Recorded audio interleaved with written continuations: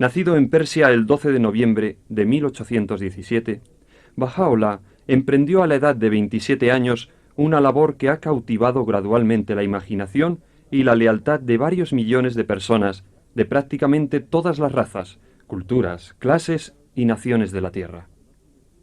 El fenómeno es de tal magnitud que no tiene punto de comparación en el mundo contemporáneo, sino que está asociado más bien con los culminantes cambios de dirección del pasado colectivo de la raza humana. Baha'u'lláh declaró ser nada menos que el mensajero de Dios para la edad de la madurez humana, el portador de una revelación divina que cumple las promesas hechas en las religiones anteriores y que generará el valor y los recursos espirituales necesarios para la unificación de los pueblos del mundo. Por primera vez en la historia, la humanidad tiene a su disposición una crónica detallada y verificable tanto del nacimiento de un sistema religioso independiente como de la vida de su fundador. Igualmente accesible es la crónica de la respuesta que ha generado la nueva fe con el nacimiento y desarrollo de una comunidad mundial que ya puede afirmar con justicia que representa un microcosmos de la raza humana. Arnold Toynbee, interesado por cualquier fenómeno que pudiera representar el surgimiento de una nueva religión universal, señaló en los años 50 que la fe Bahá'í era entonces más o menos tan conocida por el occidental de cultura media como el cristianismo lo había sido para la clase equivalente del Imperio Romano durante el siglo II después de Cristo. Prácticamente no existe hoy día una zona del mundo donde no esté echando raíces el modelo de vida enseñado por Baha'u'lláh. El respeto que los proyectos de desarrollo económico y social de la comunidad están comenzando a ganar en círculos gubernamentales, académicos y de las Naciones Unidas refuerza aún más el argumento a favor de un examen objetivo y serio del impulso que yace tras un proceso de transformación social, que es, en sus aspectos fundamentales, único en nuestro mundo. No hay ninguna duda sobre la naturaleza del impulso generador. Los escritos de Baha'u'lláh abarcan una enorme variedad de temas, desde cuestiones sociales como la integración racial, la igualdad de sexos y el desarme, a aquellas cuestiones que afectan a la vida íntima del alma humana. La misión de Baha'u'lláh comenzó en una mazmorra subterránea de Teherán en agosto de 1852. Nacido en el seno de una familia noble, cuyo linaje se remontaba hasta las grandes dinastías del pasado imperial de Persia, no aceptó la carrera ministerial que se le brindaba en el gobierno y escogió, en su lugar, dedicar sus energías a diversas acciones filantrópicas que, para comienzos de la década de 1840, le habían ganado amplio renombre como el padre de los pobres. Los primeros años del siglo XIX fueron un periodo de expectativas mesiánicas en muchos países. Profundamente perturbados por las implicaciones de las investigaciones científicas y de la industrialización, creyentes sinceros de muchas procedencias religiosas se volvieron hacia las escrituras de sus respectivas confesiones, intentando comprender los cada vez más acelerados procesos de cambio. En Europa y América, grupos como los Templars y los Milleristas creyeron haber encontrado pruebas en las escrituras cristianas que apoyaban su convicción de que la historia había terminado y que el retorno de Jesucristo estaba muy próximo. Una conmoción de similares características ocurrió en Oriente Medio en torno a la creencia de que el cumplimiento de varias profecías del Corán y de las tradiciones islámicas era inminente. Sin duda, el más dramático de estos movimientos milenaristas había sido el surgido en Persia alrededor de la persona y las enseñanzas de un joven comerciante de la ciudad de Shiraz, conocido por la historia como el Bab. Durante 9 años, de 1844 a 1853, persas de todas las clases sociales se vieron envueltos en un torbellino de esperanza y entusiasmo, desatado por el anuncio hecho por el Bab de que el día de Dios estaba cerca y que él mismo era el prometido de las escrituras islámicas. Miles de seguidores de la nueva fe perecieron en una horrenda serie de masacres llevadas a cabo por todo el país, y el Bab fue ejecutado públicamente el 9 de julio de 1850. En una época de creciente presencia occidental en Oriente, estos hechos despertaron el interés y la compasión de círculos europeos influyentes. La nobleza de la vida y enseñanzas del Bab, el heroísmo de sus seguidores y la esperanza de reformas fundamentales que habían prendido en un país oscurecido, ejercieron una poderosa atracción sobre personalidades entre las que se contaban Ernest Renan, León Tolstoy, Sarah Bernhardt y el conde de Gobineau. Debido a su destacado papel en la defensa de la causa del Bab, Bahá'u'lláh fue arrestado y conducido, encadenado y a pie, hasta Teherán. Protegido en cierta medida por una reputación personal impresionante y por la posición social de su familia, así como por las protestas que el holocausto de los babíes había provocado por parte de embajadas occidentales, no fue sentenciado a muerte como propugnaban influyentes figuras de la corte real. En lugar de ello, fue arrojado al famoso Sir Yashal, el Pozo Negro, una mazmorra profunda y plagada de sabandijas que se había creado en uno de los abandonados depósitos de agua de la ciudad. No se presentaron cargos, pero él y unos 30 compañeros fueron confinados sin apelación posible en la oscuridad y suciedad de ese pozo, rodeados de curtidos criminales, muchos de ellos condenados a muerte. En torno al cuello de Bahá'u'lláh cernieron una pesada cadena, tan famosa en los ambientes penitenciarios que se le había dado nombre propio. Los escritos de Bahá'u'lláh sobre sus primeras experiencias incluyen una breve descripción de las condiciones del Siyah Chal. Fuimos recluidos durante 4 meses en un lugar pestilente más allá de toda comparación. El calabozo estaba envuelto en profunda oscuridad y el número de nuestros compañeros de prisión llegaba casi a 150 almas, ladrones, asesinos y salteadores de caminos. Atestado como estaba, no tenía otra salida que el pasadizo por el cual entramos. No hay pluma que pueda describir aquel lugar, ni lengua alguna expresar su repugnante hedor. La mayoría de aquellos hombres no tenía ropas, ni lecho donde acostarse. Solo Dios sabe lo que nos aconteció en aquel hediondo y lóbrego lugar.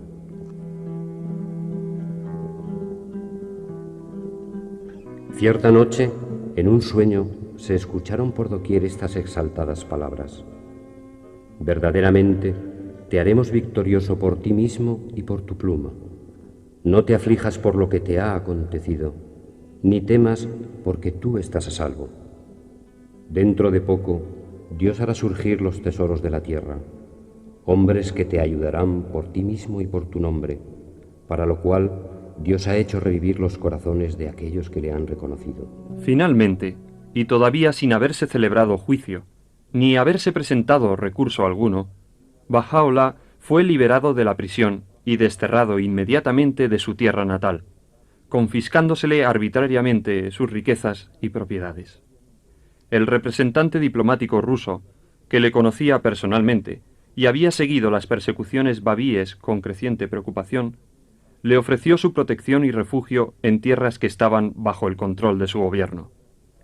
Dado el clima político imperante, la aceptación de tal ayuda hubiese sido tergiversada por otros, casi con seguridad, atribuyéndola a implicaciones políticas.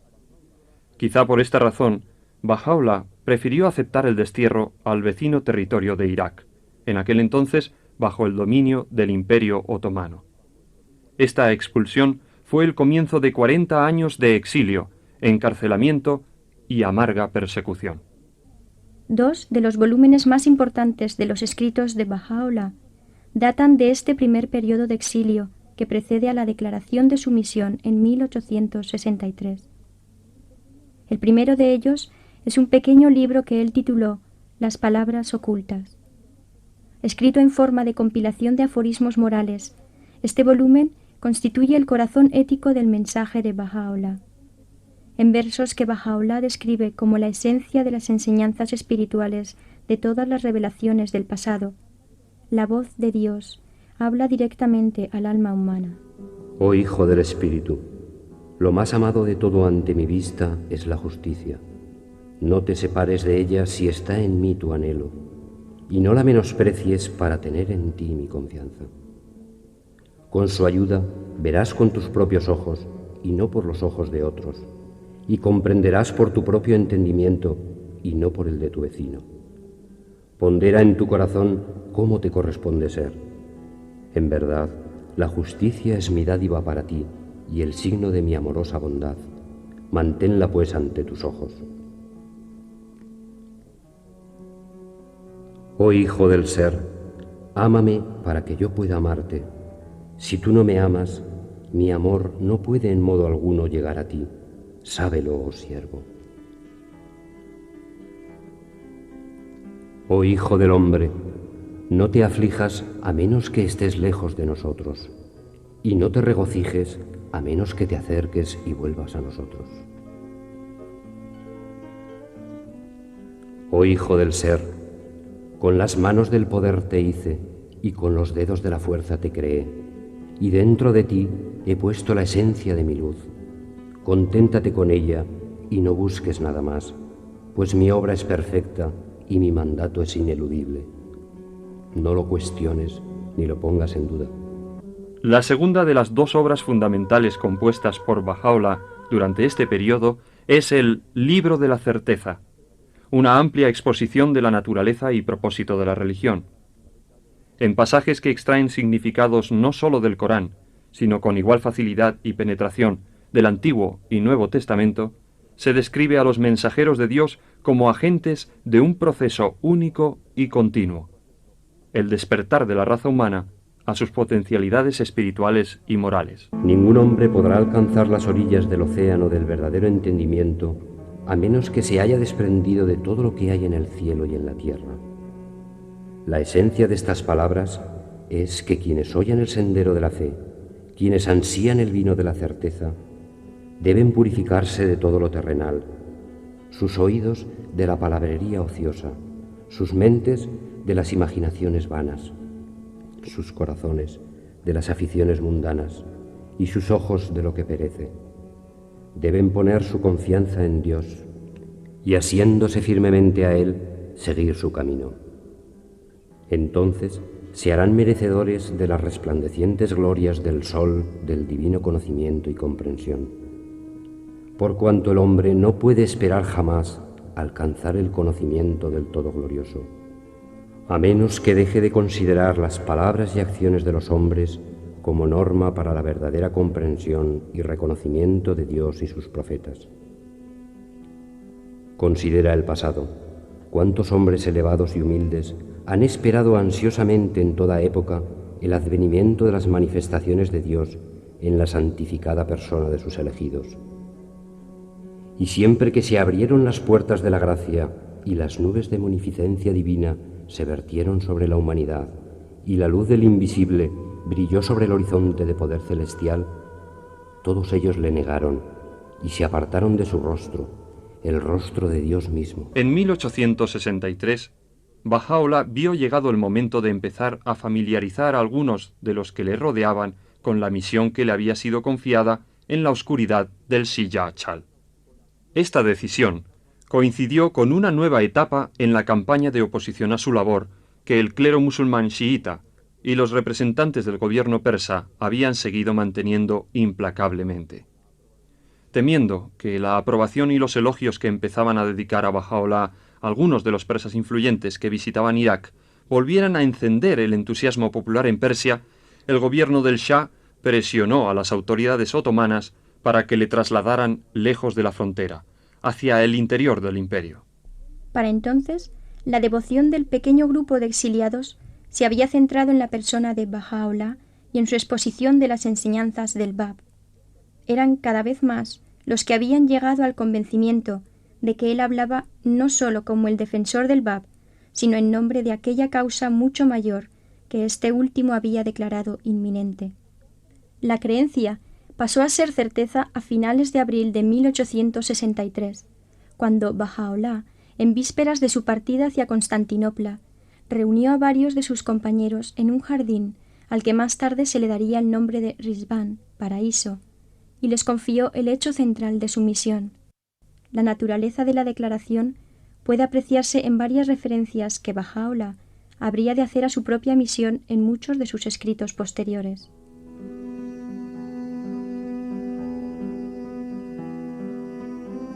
Este es el día en el que la humanidad puede contemplar el rostro y oír la voz del prometido. La llamada de Dios ha sido proclamada y la luz de su semblante se ha levantado sobre los hombres. Incumbe a cada hombre borrar de la tablilla de su corazón la huella de toda palabra vana y contemplar con mente abierta e imparcial los signos de su revelación, las pruebas de su misión y las señales de su gloria. Iluminad y santificad vuestros corazones.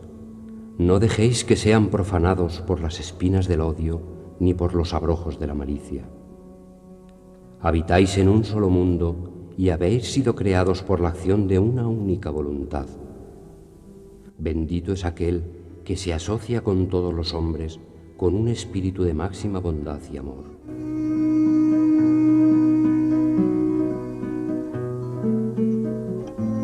El proselitismo agresivo, que había caracterizado en épocas pasadas los esfuerzos para promover la causa de la religión, es declarado indigno del día de Dios. Cada persona que ha reconocido la revelación tiene la obligación de compartirla con quienes crea que están buscando, pero dejando la respuesta enteramente en manos de quienes le escuchan.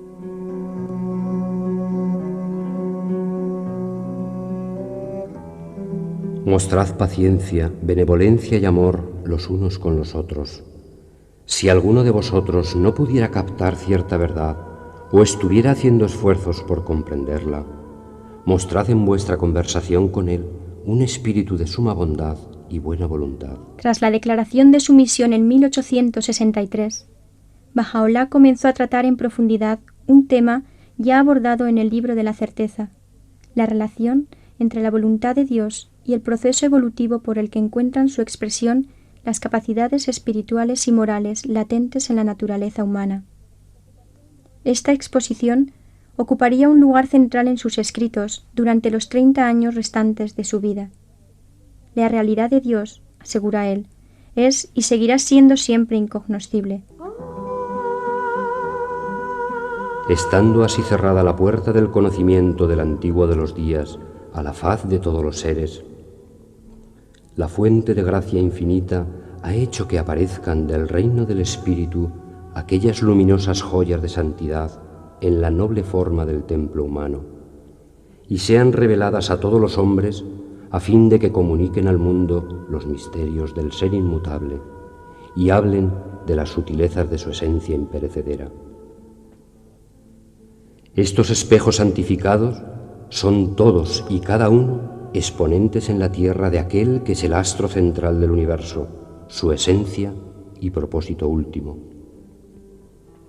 De él procede su conocimiento y poder, de él proviene su soberanía. La belleza del semblante de estos espejos santificados es solamente un reflejo de la imagen de Dios, sus revelaciones, un signo de la gloria inmortal de Dios.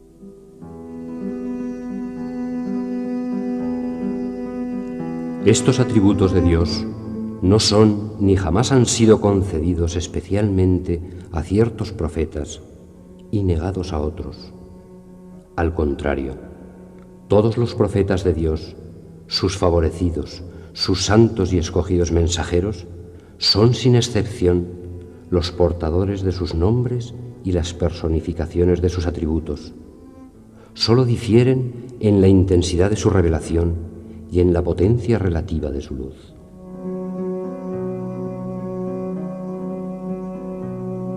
Se advierte a los que estudian la religión que no permitan que los dogmas teológicos u otros prejuicios les lleven a hacer discriminaciones entre aquellos a quienes Dios ha utilizado como canales de su luz.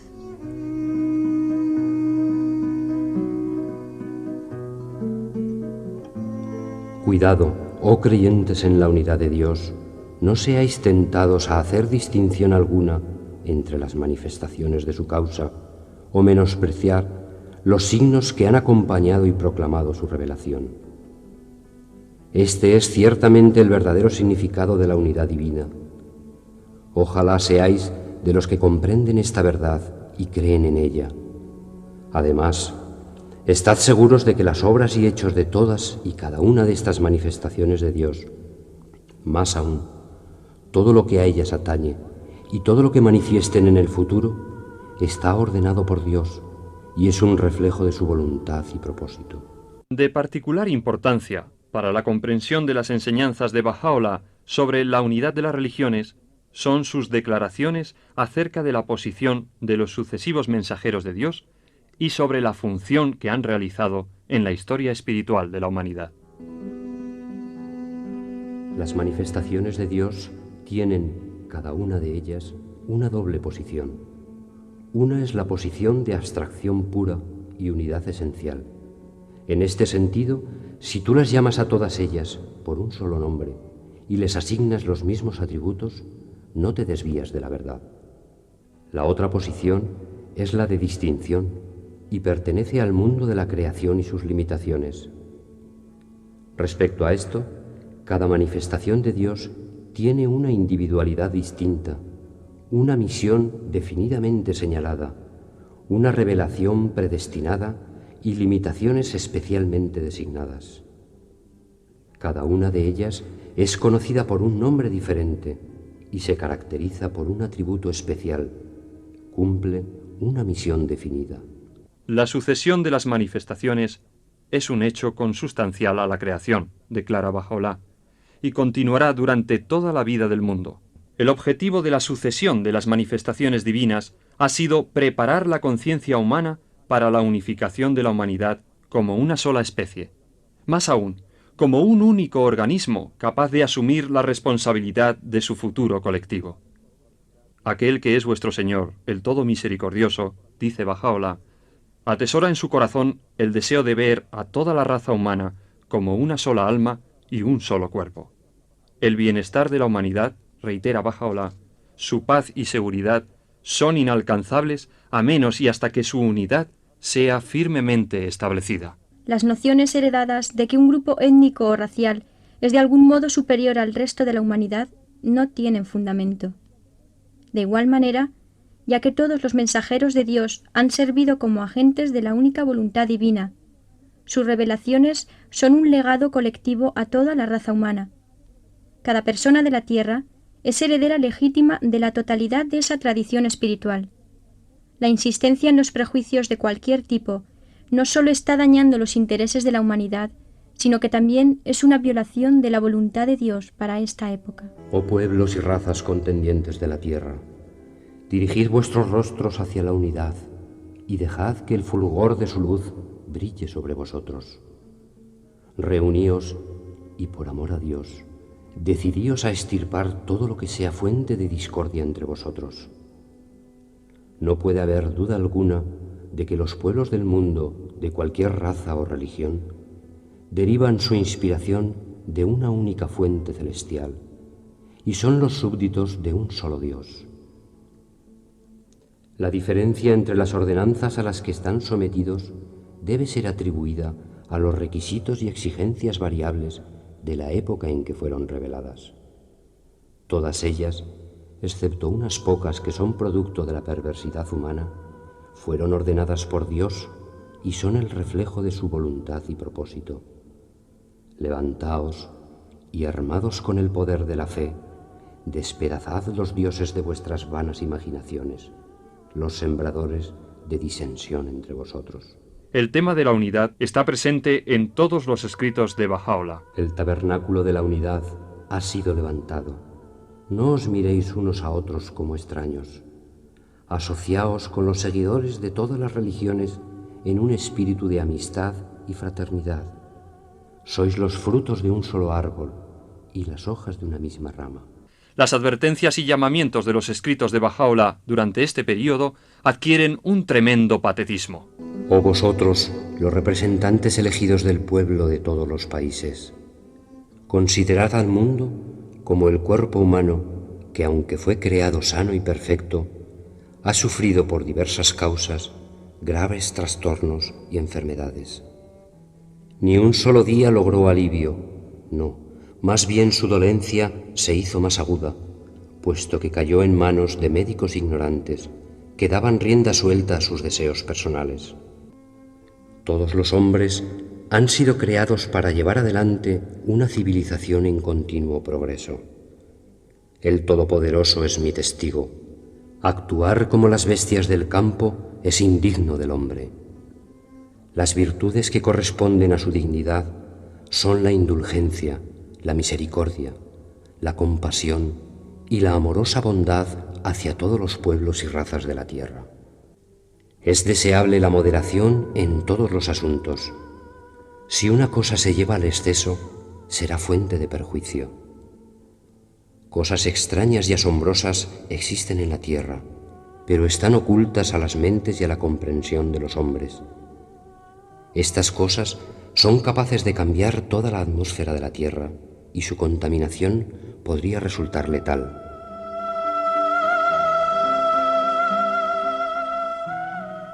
En escritos posteriores, incluyendo los dirigidos a la humanidad de forma colectiva, Baha'u'lláh exhortaba a adoptar medidas para lo que él llamaba la gran paz. Estas, dijo, mitigarían los sufrimientos y el trastorno que él veía acechando a la raza humana, hasta la llegada del momento en que los pueblos del mundo abracen la revelación de Dios y a través de ella establezcan la paz más grande. Debe llegar el tiempo cuando la imperativa necesidad de tener una gran asamblea que abarque a todos los hombres será universalmente reconocida.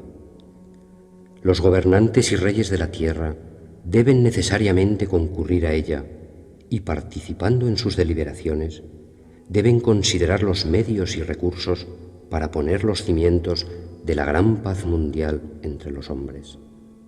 Tal paz exige que las grandes potencias decidan, para la tranquilidad de los pueblos de la tierra, estar completamente reconciliadas entre sí.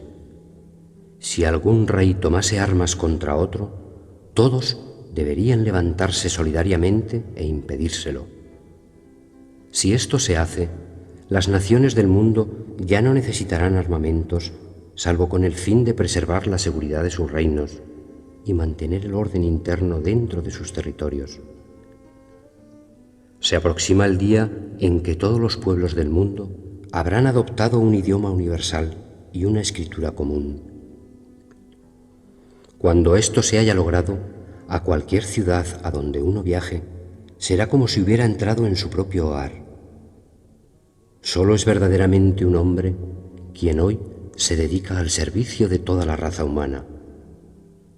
No debe enaltecerse quien ama a su patria, sino más bien quien ama al mundo entero. La tierra es un solo país y la humanidad sus ciudadanos. Baha'u'lláh murió en Bali el 29 de mayo de 1892, en el año 75 de su vida. En el momento de su fallecimiento, la causa que le fuera confiada 40 años antes en la oscuridad del Pozo Negro de Teherán estaba preparada para salir de las tierras islámicas donde había tomado forma y establecerse primero por América y Europa y después por todo el mundo. Al hacerlo así, se convertiría en prueba fehaciente del nuevo convenio entre Dios y la humanidad. La fe Bahá'í, con su comunidad de creyentes, sería la única entre las religiones independientes del mundo que iba a pasar con éxito este primer siglo crítico de su existencia, con su unidad firmemente intacta y sin sufrir la antigua plaga de cismas y facciones. Esta experiencia ofrece una evidencia irrefutable para la afirmación de Baha'u'lláh de que la raza humana, en toda su diversidad, puede aprender a vivir y a trabajar como un solo pueblo en una patria común planetaria. Solo 2 años antes de su muerte, Baha'u'lláh recibió en Bali a uno de los pocos occidentales que le vieron y el único que dejó un relato escrito de la experiencia. El visitante era Edward Granville Brown, un orientalista joven y prometedor de la Universidad de Cambridge, cuya atención se había sentido atraída originalmente por la dramática historia del Bab y de su heroico grupo de seguidores. Sobre su encuentro con Baha'u'lláh, Brown escribió: Aunque yo tenía una vaga idea del lugar a donde iba y a quién había de contemplar, pues no se me había dado ninguna indicación precisa, pasaron unos segundos antes de que, estremecido de asombro y reverente temor, tuviera conciencia de que la habitación no estaba vacía. En el ángulo donde el diván tocaba la pared, distinguí una extraordinaria y venerable figura. El rostro de aquel a quien contemplé nunca podré olvidar aunque no puedo describirlo. Esos ojos penetrantes parecían leer en el alma de uno. En su amplia frente había poder y autoridad. No necesitaba preguntar en presencia de quién me encontraba, al inclinarme ante aquel que es el objeto de una devoción y un amor que los reyes podrían envidiar y por los cuales los emperadores suspiran en vano. Una voz digna y suave me pidió que me sentara y continuó. Alabado sea Dios, ya que tú has llegado hasta mí. Has venido a ver a un prisionero y un desterrado. Nosotros solo deseamos el bien del mundo y la felicidad de las naciones. Sin embargo, nos consideran causantes de sedición y de contiendas, merecedoras de la prisión y el destierro. Que todas las naciones tengan una fe común y todos los hombres sean como hermanos, que se fortalezcan los lazos de afecto y unidad entre los hijos de los hombres, que desaparezca la diversidad de religiones y se anulen las diferencias de raza. ¡Qué mal hay en esto! Pero esto se cumplirá. Estas luchas sin objeto, estas guerras desastrosas pasarán y la paz más grande reinará.